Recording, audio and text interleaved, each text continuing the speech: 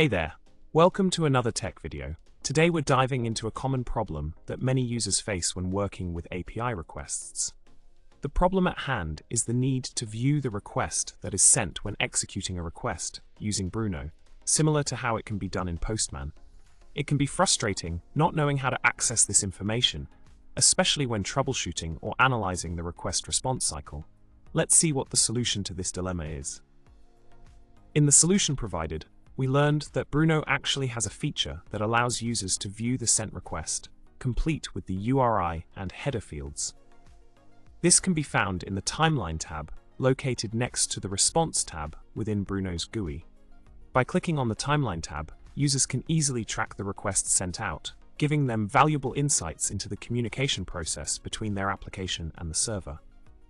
This solution provides a handy tool for developers to debug, analyze, and optimize their API requests effectively. To wrap things up, we've explored a simple yet important solution to a common problem faced by developers. By utilizing Bruno's Timeline tab, users can gain visibility into the requests sent during API interactions, empowering them to streamline their development processes.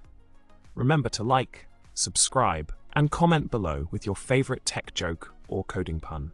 Happy coding, and see you in the next video.